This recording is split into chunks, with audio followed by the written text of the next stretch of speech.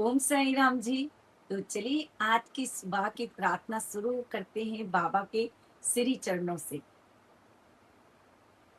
अगर आप लोग यहाँ तक जुड़े हैं तो आपकी जो भी प्रार्थना है वो व्यर्थ कभी नहीं जाएगी। इस बात का हमेशा ध्यान रखना। बाबा अपने भक्तों की जरूर सुनते हैं। बाबा कभी भी अपने भक्तों को निराश नहीं होने देते। प्रार्थना जब हम करते हैं तो अपने मन को बिल्कुल शांत रखना, क्योंकि मन में जब उथल पुथल होती है तो अगर प्रार्थना भी की जाती है तो वो समझ नहीं आता है। तो आप लोग बिल्कुल जब प्रार्थना चल रही होती है तो बिल्कुल अपने मन को शांत रखें। आज आपसे मैं एक बात कहना चाहती हूँ।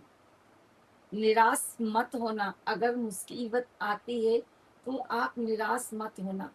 जब सारे रास्ते बंद हो जाते हैं तब एक रास्ता उस ईश्वर का खुलता है, और जब वो ईश्वर का खुलता है तो वो आपको कभी भी परेशानी में नहीं देख सकता। लेकिन आपको भी उनके ऊपर भरोसा और विश्वास बना के रखना है। अपने विश्वास को टूटने नहीं देना है, क्योंकि जहाँ विश्वास टूटता है वहां जो है भक्ति निस्वार्थ हो जाती है। इसलिए जहाँ विश्वास है वही भक्ति है। अपना विश्वास बाबा के श्री चरणों में हमेशा बनाए रखना कि मुझे पता है बाबा, कभी मेरे साथ गलत हो ही नहीं सकता जब आप मेरे साथ हैं। बस आपने कभी किसी का बुरा नहीं करना, कभी किसी के साथ गलत नहीं करना, हमेशा सही रास्ते पे चलना है। श्रद्धा और सबूरी हमेशा बनाए रखना।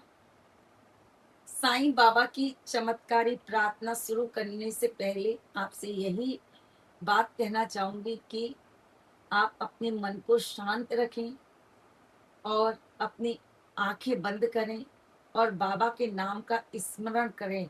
हर चिंता बाबा को सौंप दो। कहते हैं जब हम हर चिंता बाबा को सौंप देते हैं तो बाबा अपने आप ही अपने भक्तों को देखते हैं। बाबा के हाथ में है सब कुछ। चिंता चिता के बराबर होती है और चिंतन उस ईश्वर तक ले जाती है। तो आप चिंता ना करें, आप चिंतन करें। जितना आप चिंतन करेंगे, उस ईश्वर का नाम लेंगे, उतनी ज्यादा आप ईश्वर के करीब जा पाएंगे। भक्ति में ही शक्ति है। कहते हैं भगत के बस में है भगवान। जब भक्ति भक्ति प्रबल हो जाती है तो उस ईश्वर को भी अपने भक्त के पास आना पड़ता है। तो आप बिल्कुल भी निराश ना हो। तो आइए हम प्रार्थना शुरू करते हैं उन लोगों के लिए जो लोग निराश हैं, जो लोग परेशान हैं, जो लोग हार चुके हैं, जो लोग हिम्मत हार चुके हैं, जो लोगों के कोर्ट केस चल रहे हैं, जो लोग अपने बच्चों के लिए परेशान हैं, वो लोग जो जिनकी जॉब नहीं लग पा रही है। तो आप बिल्कुल भी निराश मत होना। बाबा आपके साथ है। सबसे पहले आपको पूरे दिन में क्या करना है? आपको जब भी समय मिलता है आप बाबा का पाठ जरूर पढ़ें। पढ़ नहीं सकते हैं तो सुन सकते हैं। क्यों? क्योंकि बाबा का जो पाठ है वो हमें बाबा के और करीब ले जाता है। इसलिए आप श्री साईं सचित्र का पाठ डेली सुने या पढ़ें। आप नियम बना लीजिए डेली का। आप नहीं पढ़ पाते हैं तो आप अपने घर में कोई काम कर रहे हैं, आप खाना बना रहे हैं या आप कोई भी काम कर रहे हैं तो आप उसको ऑडियो को चला के सुन सकते हैं। काम भी करिए और बाबा का नाम स्मरण होगा। अगर आप खाना बना रहे हैं तो वो प्रसाद के रूप में बन जाएगा। और उससे जो है हमारा कहते हैं हमारे जब हम बाबा का नाम का स्मरण करते हैं तो हमारे शरीर में जो भी हमारे द्वेष हैं, जैसे हम जेलसी हो गई, जलन हो गई, किसी से हम लोग ईर्ष्या कर रहे हैं, ये सब कुछ खत्म होता चला जाता है और हमारे जीवन में परिवर्तन आना शुरू हो जाता है और हमारा जीवन एक फिल्टर की तरह, जैसे आप पानी साफ होता है उसी तरह हमारा मन बिल्कुल साफ हो जाता है जब हम बाबा से जुड़ते हैं, बाबा के नाम का स्मरण करते हैं। तो आप लोग बाबा के नाम का स्मरण करते रहिए। तो आइए बाबा से प्रार्थना करते हैं उन सभी भक्तों के लिए। हे साईनाथ, हे परम पिता परमेश्वर, जितने भी बच्चे इस समय आपके समक्ष हैं, बाबा उनके ऊपर कृपा कीजिए। हे साईनाथ, जितने भी बच्चे हैं वो आपके समक्ष खड़े हुए हैं, झोली फैलाए हुए, बाबा उनकी झोली को खुशियों से भर दीजिए। हे देवा, हे परम पिता परमेश्वर, आपके दर से कोई खाली हाथ नहीं जाता। हे देवा, हे परम पिता परमेश्वर, जो बच्चे जो जो अरदास लेके आपके समक्ष बैठे हैं उनके ऊपर अपनी कृपा कीजिए।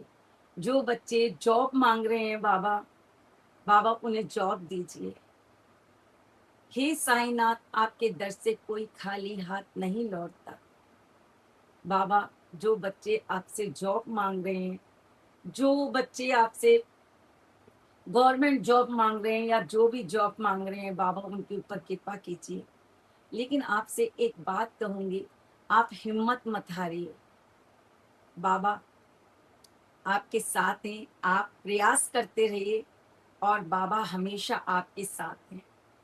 ऐसा नहीं है कि बाबा आपके साथ नहीं है। अगर आप किसी जॉब के लिए जा रहे हैं, इंटरव्यू के लिए जा रहे हैं, तो आप ऊदी माथे पर लगाकर जरूर जाएं। बाबा, मैं उन बच्चों के लिए आपसे अरदास करना चाहूंगी जिन बच्चों की शादी नहीं हो पा रही है, जो लोग परेशान है अपने बच्चों की शादियों को लेकर, बाबा उन बच्चों की शादी करवाइए। हे परमपिता परमेश्वर, कृपा कीजिए। तुम न करोगे तो करम कौन करेगा, और तेरे बिना साईं झोली कौन भरेगा। तो हे साईनाथ, हे परमपिता परमेश्वर, इन बच्चों के ऊपर कृपा कीजिए। हे साईनाथ, जो बच्चे अस्वस्थ हैं, जो बड़ी बड़ी गंभीर बीमारियों से जूझ रहे हैं, बाबा उनकी बीमारियों को दूर कीजिए। हे साईनाथ, कहते हैं जब आपके द्वारका माई में लाखों भक्त लोग आते थे तो आप उनको ऊदी से ठीक किया करते थे। तो प्लीज बाबा इन बच्चों को भी ठीक कीजिए। तो जो भी साईं भक्त इस मैसेज को सुन रहे हैं या चमत्कारी प्रार्थना सुन रहे हैं, तो आप अपने पास ऊदी जरूर रखो। जो भी बीमार व्यक्ति है उसको ये ऊदी जरूर रोज पिलाएं, डेली पिलाएं, सुबह और शाम पिलाएं, जल में मिलाकर उनको ये ऊदी दें।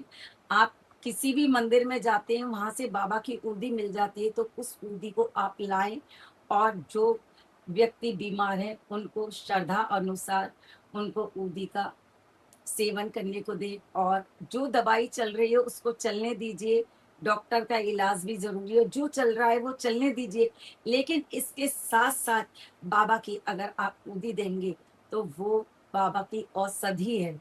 क्योंकि बाबा के दरबार में जो भी भक्त लोग आते थे वो ऊदी लेके जाते थे और बाबा उनके माथे पे ऊदी लगाते थे, और सभी भक्तों को जो बीमार होते थे या जो भी द्वारका माइया आते थे, बाबा अपने हाथों से ऊदी दिया करते थे।